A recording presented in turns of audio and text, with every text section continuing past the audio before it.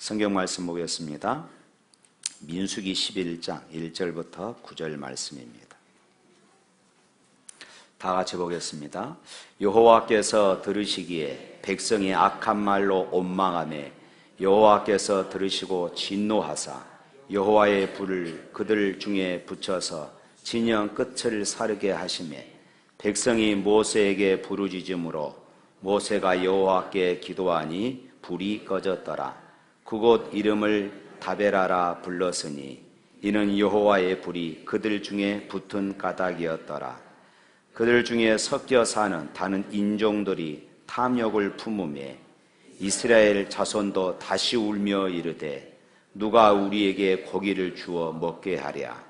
우리가 애굽에 있을 때에는 값없이 생선과 오이와 참외와 부추와 파와 마늘들을 먹은 것이 생각나거늘 이제 우리의 기력이 다하여 이 만나 외에는 보이는 것이 아무것도 없도다 하니 만나는 가시와 같고 모양은 진주와 같은 것이라. 백성이 두루 다니며 그것을 거두어 맷돌에 갈기도 하며 절구에 찢기도 하고 가마에 삶기도 하여 과자를 만들었으니 그 맛이 기름 섞는 과자 맛 같더라. 밤에 이슬이 진영에 내릴 때에 만나도 함께 내렸더라. 아멘. 국어사전에 보면은 이 온망과 불평에 대해서 이렇게 정의하고 있더라고요. 온망은 못마땅하여 탓하거나 불평을 품고 미워함. 또 불평은 마음에 들지 않아서 못마땅한 생각을 말하는 것. 그러니까 이 온망과 불평은 우리 국어사전에 거의 같은 말로 그렇게 해석이 되어 있었습니다. 문제는 이 온망과 불평이 하나님으로부터 우리를 점점 멀어지게 한다는 것, 바로 여기에 문제가 있는 것입니다. 그러니까 온망과 불평을 우리가 자주 하면은 하나님으로부터, 하나님의 은혜로부터 내 삶이 차츰차츰 멀어진다는 것, 이것을 우리가 꼭 기억해야 합니다. 탈무드에 보면은 우리의 생각 속에는 두 개의 주머니가 있다고 그럽니다. 하나는 기억의 주머니고 또 하나는 망각의 주머니라고 그럽니다. 우리는 일상적으로 우리가 기억하고 싶은 것은 기억의 주머니 속에 이렇게 넣고, 그리고 잊어버려야 할 것은 망각의 주머니 속에 넣는다고 그럽니다. 그런데 가끔 우리의 생각 속에 혼란이 일어나게 되면은 우리는 기억해야 할 것을 망각의 주머니 속에 넣어버리고, 그리고 기억하지 말아야 할 것, 잊어버려야 할 것을 꼭 기억의 주머니에 넣어서 우리의 삶에 정서적인 불안이 일어나고, 그것 때문에 우리의 입술에 불평과 온망이 일어난다는 것입니다. 저는 오늘 본문에서 이스라엘 백성들의 삶이 바로 이와 같지 않는가 하는 이런 생각을 해봅니다.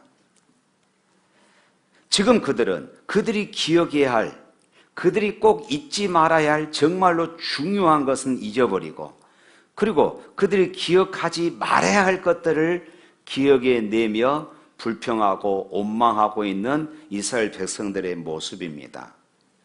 오늘 여러분과 저의 마음속에 하나님을 향한 이런 악한 온망이 생길 때, 혹시는 우리의 삶에 대한 악한 온망이 자리 잡고 있다면은 내 안에도 이런 동일한 이유들이 있지 않는가 한번 되짚어 보아야 할 것입니다.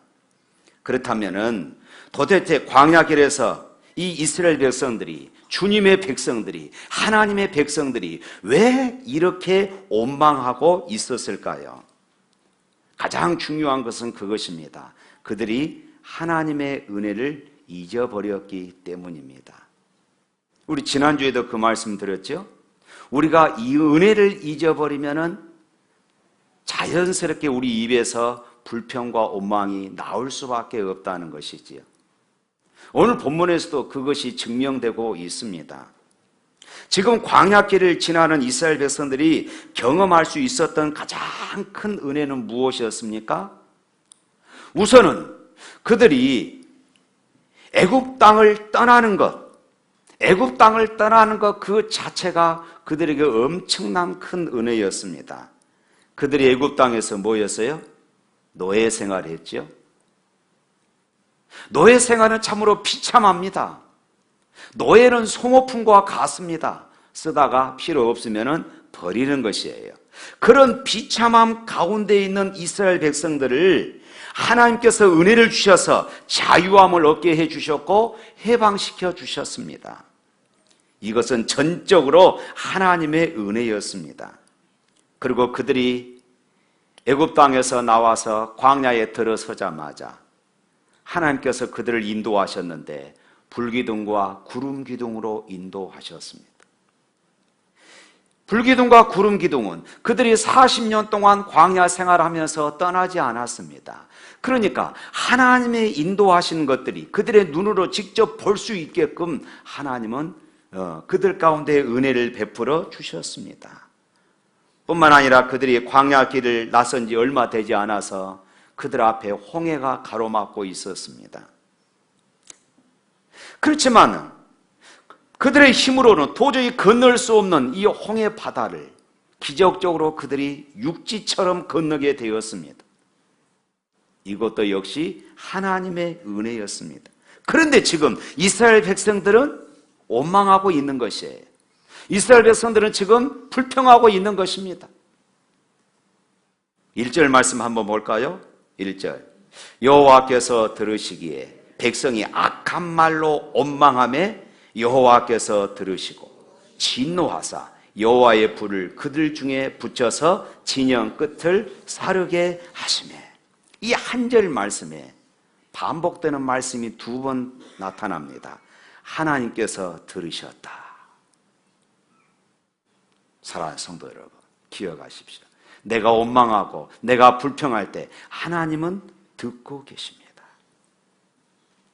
그리고 그 일은 매우 심각한 일. 오늘 말씀이 그러죠. 악한 말로 원망하며 매우 심각한 악으로 하나님은 간주하셨습니다. 그리고 그들 가운데 진노했어요. 그렇다면 왜 이스라엘 백성들이 이랬을까요? 벌써 그들의 삶에 하나님께서 내려주셨던 그들의 하나님의 은혜를 망각해 버렸던 것입니다. 그리고 마음속에 현실에 대한 불평과 불만 그리고 원망으로 가득 차게 되었던 것입니다. 그렇습니다. 은혜를 잊어버리면 불평하기 시작합니다. 은혜를 잊어버리면 원망이 시작되어져요. 그래서 시편 103편 2절에 그렇게 말씀합니다. 내 영혼아 여호와를 송축하며 그의 모든 은택을 잊지 말지어다. 하나님의 은혜를 잊지 말자. 시인은 이렇게 다짐합니다. 하나님의 은혜를 잊지 말자. 부부간에도요, 사랑이 식으면 냉랭해집니다. 처음 신혼부부 때는 어떻습니까? 무조건 다 좋습니다.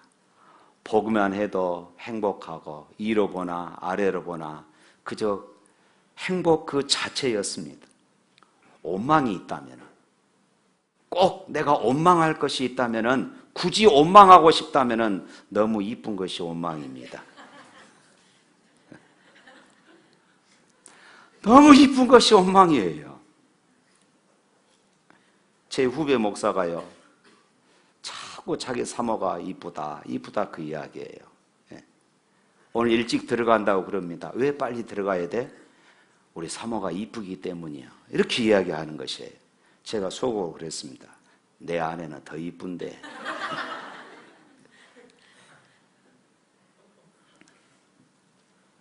그러나 여러분 어떻습니까? 그렇게 우리 교회도 지금 신혼부부가 참 많습니다. 그런데 여러분 지금뿐입니다. 10년, 20년이 지나면은 신혼의 열정도 신혼의 사랑도 다 사그라듭니다. 그때 원망이 싹이 터요. 이것은 이렇고 저것은 저렇고 저 집사람이 저한테 하는 말이 왜 이렇게 잔소리가 많아졌냐고 그런 이야기를 많이 제가 지금 듣고 삽니다. 여러분 신앙도 그렇습니다. 신앙도 은혜를 망각하면 싸늘해지는 것입니다. 처음 예수 믿고 구원받았으니 너무 좋습니다. 예배만 참석해도 좋습니다. 눈물이 마를 날이 없어요. 나 같은 사람이 하나님의 자녀가 되고 구원의 축복을 받았다는 것이 너무나도 놀랍고 너무나도 감격스러운 것입니다. 교회 오면은 어찌 그리 밥도 맛있는지, 교회에서 마시는 커피도 어찌 그렇게 맛있는지, 교회 앞을 지나갈 일이 있으면은 일부러 들려서 교회 안에 들어와서 기도하고 가고, 혹시나 교회 주변에 어지러진 것이 있다면은 또 다 정리하고 줍고 돌아갑니다. 행복합니다. 그런데 은혜가 사라지면은 비판적인 사람이 되고 원망거리가 눈에 보이더라는 것입니다. 사랑하는 성도 여러분, 우리가 은혜를 망각하는 그 순간 찬양의 자리가 원망의 자리로 바꾸어집니다. 우리가 은혜를 망각하는 그 순간 말씀의 자리가 불평의 자리로 바꾸어지는 것입니다. 그러므로 하나님의 은혜만은 결코 잊지 마셔야 합니다. 구원의 은혜만큼 잊지 마십시오. 하나님께서 저와 여러분을 예수 그리스도의 십자가의 희생으로 우리를 죄와 사망에서 건져주신 이 은혜만큼은 결단코 잊어서는 안 됩니다. 그리고 내가 그분의 은혜 속에서 우리의 인생의 길을 새롭게 시작했을 때에 지금까지 내 인생의 걸음걸음마다 인도하셨던 그 은혜도 결코 잊어서는 안 됩니다. 내 삶이 홍해바다 위기 앞에 직면해서 부르짖어 주의 도움을 구했을 때에 응답하셨던, 기적처럼 응답하셨던 이 은혜 또한 우리가 잊어서도 안 됩니다. 주님의 은혜의 감격이 여러분 안에, 주님의 은혜의 감격이 내 속에 회복될 수만 있다면, 사랑하는 여러분, 우리의 마음 속에서는, 우리의 삶에서는 원망과 불평이 사라질 줄로 믿습니다. 청교도들의 기도문에 다음과 같은 기도가 남겨져 있다고 그럽니다. 오 하나님, 당신은 우리에게 너무 많은 은혜들을 주셨습니다. 그러나 송구스럽지만 한 가지만 더 구하고 싶습니다. 그것은 저에게 은혜를 잊어버리지 않는 은혜를 주옵소서. 은혜를 잊어버리지 않는 은혜를 주옵소서. 여러분, 이런 기도 한번 해보십시오. 하나님이 나에게 베풀어 주신 은혜, 잊어버리지 않는 은혜를 주옵소서. 왜냐하면 은혜를 망각하는 그 순간 우리의 마음속에 독한 원망이, 독한 불평이 튀어나오기 때문입니다. 사랑하는 성도 여러분, 원망과 불평에서 자유하는 그런 삶을 살고 싶으십니까?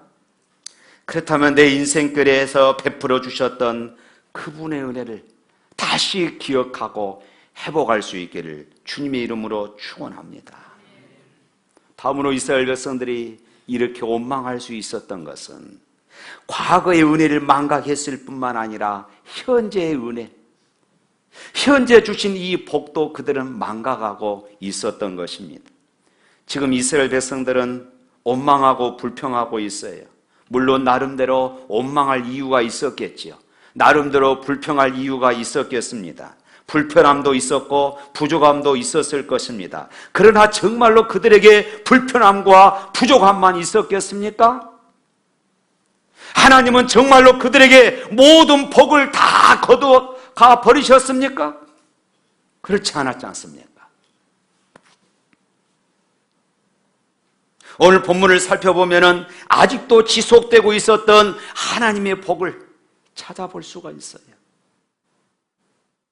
물론 그들에게는 구름기둥과 불기둥이 그렇게 40년 동안 함께 했습니다. 오늘 본문에도 그들의 삶의 길에다 아직도 지속적으로 있었던 하나님의 복이 있음을 성경은 증언하고 있어요. 9절 말씀 읽어볼까요? 9절 말씀. 밤에 이슬이 진영에 내릴 때에 만나도 함께 내렸더라. 광야의 만나는 분명 하나님의 복이었고, 이 복은 이스라엘 백성들이 가나안 땅에 들어가기 전까지 지속적으로 하나님께서 그들에게 주고 계셨습니다.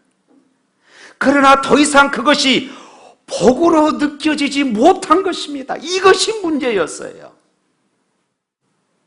하나님은 그들에게 끊임없이 은혜를 주고 있었지만은 그들에게 더 이상 그것이 은혜로 여겨지지 않았다는 것입니다.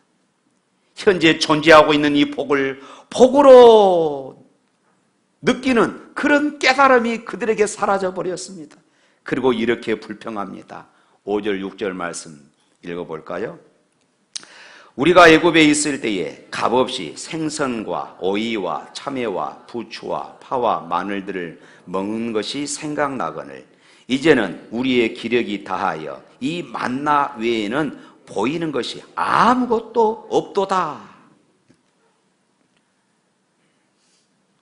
여러분, 이 만나를 이렇게 하찮게 여겼습니다. 그러나 그들이 처음부터 만나를 그렇게 생각한 것이 아니었습니다. 광야에서 음식을 대할 수 없었을 때에 하늘에서 눈송이처럼 그렇게 만나가 내리었습니다. 그들은 하늘을 바라보며 히브리어 말로 만후, 이것이 무엇이냐? 이것이 무엇이냐? 이렇게 외치다가 그 이름을 만후, 곧 만나라고 이름을 짓게 되어집니다. 처음 그들이 만나의 맛을 출애굽기 16장 31절을 보면은 꿀 과자 같다 이렇게 이야기했어요. 꿀 과자 같다. 그러나 이제는 본문 이 8절 말씀에 보면은 뭐라고 말합니까?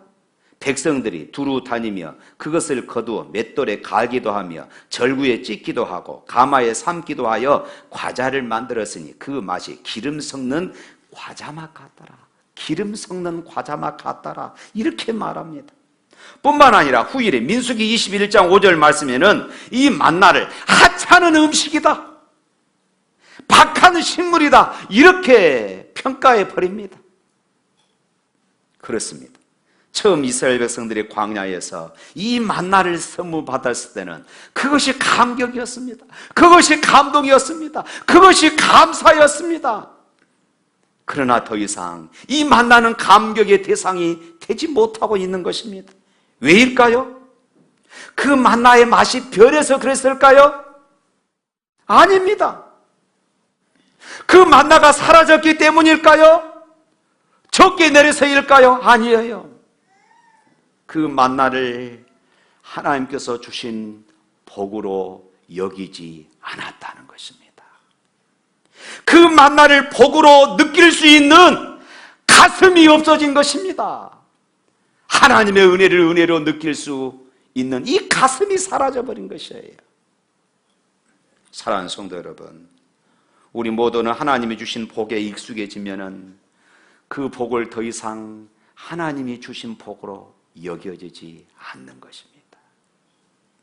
우리는 우리가 누리고 있는 복에 익숙해지다 보면은 그 복을 더 이상 복으로 생각하지 않게 되어집니다. 이것이 문제예요. 그렇게 되면은 과거의 축복이었던 것들을 우리는 더 이상 축복으로 바라보지 못합니다. 축복이었던 남편이, 축복이었던 아내가 이제는 지긋지긋한 대상이 되어져 버립니다. 불평의 대상이 되어져 버립니다. 축복이었던 가정이 더 이상 축복이 아닐 수가 있습니다. 축복으로 생각했던 부모가, 축복으로 생각했던 자녀들이, 축복으로 생각했던 직장이 더 이상 축복으로 생각되지 않을 수도 있습니다. 축복으로 여겨졌던 환경들이 이제는 불평의 대상이 되어져 버립니다. 여러분, 이때 축복이 없어졌기 때문이라고 착각하지 마십시오. 아직도 축복은 계속 되어지고 있습니다. 아직도 하나님 은혜는 계속 되어지고 있어요. 문제는 그 축복을 축복으로 바라볼 수 있는 눈이 사라져버린 것이에요.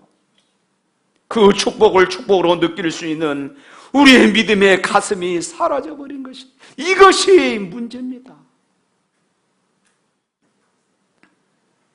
어떤 목사님이 사모님과 함께 필요한 물건을 사기 위해서 차를 몰고 백화점 지하 주차장으로 들어갔습니다. 매우 긴 터널이었어요. 목사님은 이렇게 불평합니다. 야, 이 백화점 돈 많이 벌어서 뭐에 다 쓰는 거야? 주차장 터널이라 좀 밝히지. 이거 어두워서 운전할 수가 있나? 이때 사모가 목사를 바라보면서 이렇게 말했어요. 여보, 불평하지 말고 당신 선글라스나 벗어요. 그렇습니다. 검은 선글라스를 쓰고서는 결탄코 세상을 밝게 볼 수가 없어요. 불평의 안경을 쓰고 결탄코 감사할 수가 없습니다. 원망의 안경을 쓰고 결탄코 우리 안에 감사가 일어날 수가 없습니다. 사랑하는 성도 여러분, 이번 추석 연휴 때 제가 텔레비에서 강의로 제가 잠깐 어떤 분이 참 멋있게 강의를 하더라고요. 제가 그 강의 중에서 들었던 이야기입니다. 여러분들에게 한번 질문 하나 하겠습니다. 행복해서 웃을까요? 웃으니까 행복할까요? 네, 웃으니까 행복하지요? 왜인지 아십니까? 생각이 행동을 지배하기 때문이라고 그럽니다. 우리는 이렇게 생각하지요. 생각이 행동을 지배한다. 그러나 아닙니다. 행동이 생각을 지배하기 때문이라는 것이에요. 그래서 웃으면 행복해진다는 것입니다. 사랑하는 성도 여러분, 그렇습니다. 행동이 생각을 지배합니다. 감사하는 행동을 하면은 감사의 인생이 펼쳐집니다. 불평의 행동을 하면은 불평의 인생이 펼쳐질 수밖에 없어요. 여러분, 성냥팔이 소녀 그리고 미운 오리 새끼를 쓴 동화 작가 안델센을 여러분 기억하실 것입니다. 그는 본래 아주 가난한 집에서 태어났습니다. 아버지는 또 알코올 중독자였고, 어머니는 남의 집에서 빨래를 해주고 거기에서 돈을 받아서 근근히 살아가는 그런 가정이었습니다. 아빠는 날마다 술 드시고 술이 취해서 집에 들어오면은 폭력을 행하고 집이 난장판이 되어집니다. 그런 환경 속에서 이 아이가 자랐습니다. 그런 환경 속에서 자라다 보니까 이 안델슨은 초등학교를 다니다가 졸업하지 못하고 중퇴하게 되어집니다. 이런 최악의 환경 속에서 어떻게 이렇게 아름다운 동화를 쓸 수 있었을까요? 훗날 어떤 사람들이 이 안델센에게 이렇게 질문을 던졌습니다. 당신의 이런 견디기 어려운 환경 속에서 그토록 아름다운 작품들을 만들 수 있었던 까닭은 무엇입니까? 이럴 때 안델센은 이렇게 대답했다고 그럽니다. 나는 나의 불편한 환경 속에서도 나에게 베풀어진 축복만을 생각하고 축복만을 붙들기로 했습니다. 비록 내 아버지가 무서운 때도 많았지만 아버지는 저에게 옛날 이야기를 들려주기도 했습니다. 나는 내 아버지의 이야기를 듣는 것을 즐거워했고 나의 가난한 다락방에서 누워서 상상하기를 즐거워했습니다. 나는 나의 아버지가 여전히 좋으신 분이라고 나 자신을 설득했고, 그리고 나의 가난한 집을 나의 축복이라고 나는 믿었습니다. 생각해보면 그래서 나의 역경은 나의 축복이었습니다. 내가 가난했기에 성냥팔이 소녀를 쓸 수 있었고, 내가 못생겼다고 놀림받았기에 미운 오리새끼를 쓸 수가 있었던 것입니다. 여러분, 얼마나 멋집니까? 사랑하는 성도 여러분, 우리 인생의 광야길에도 여전히 하나님이 주신 그 복을 우리가 기억할 수만 있다면 우리의 삶에 깔려있는 우리의 환경에 입만 열면 불평할 수밖에 없고 원망할 수밖에 없는 그런 이야기들을 우리는 사랑의 언어들로, 행복의 언어들로, 감사의 언어들로 바꾸어 갈 수 있다는 말씀입니다.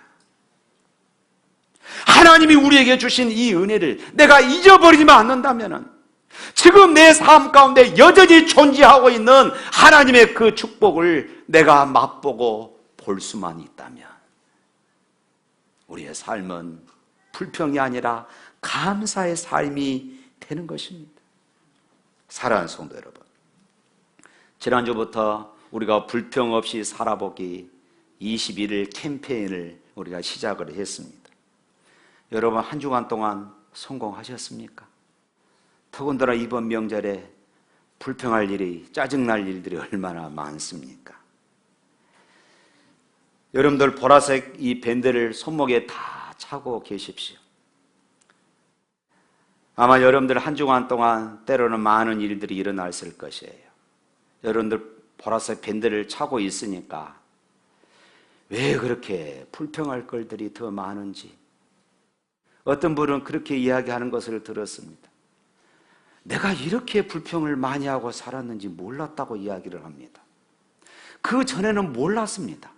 내가 불평하고 사는지 몰랐어요. 그런데 이 보라색 밴드를 차고 있으니까 내 삶이 모두가 불평하고 살았던 것이에요. 어떤 분은 불평이 너무 많다고 해서 하나님 앞에 부끄럽기도 하고, 그리고 자기 자신의 양심의 가책이 들기도 해서 아예 밴드를 빼놓고 있는 분도 계셔요. 그리고 오늘 교회에 나올 때만 차고 나오신 분 계시죠? 없다고 시침이 띨니까?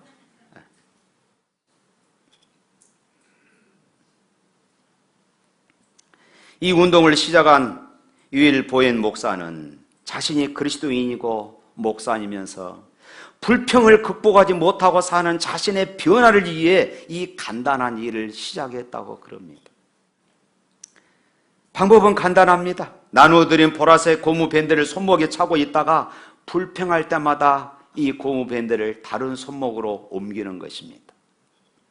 다른 사람이 불평하는 것을 내가 들어도 또 옮기는 것이에요.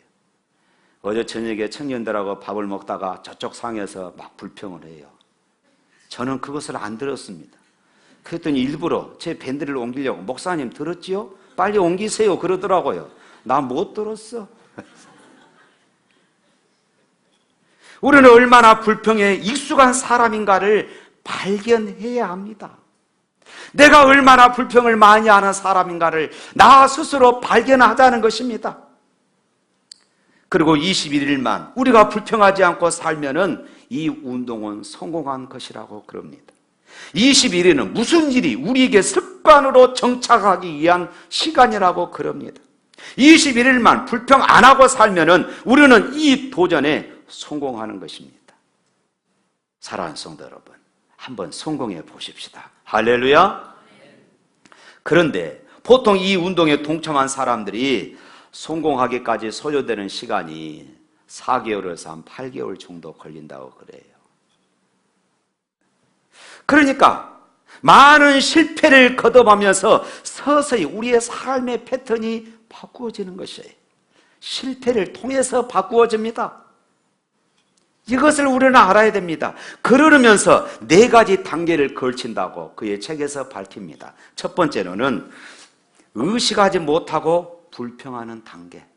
여러분 깜짝 놀랐죠? 이 밴드를 차자마자 그때부터 나는 불평하는 사람이었구나 하는 것을 깨닫습니다. 그동안 우리는 의식하지 못하고 불평하는 삶을 살았어요. 두 번째로 이 밴드를 차면서 우리가 깨닫는 것은 무엇입니까?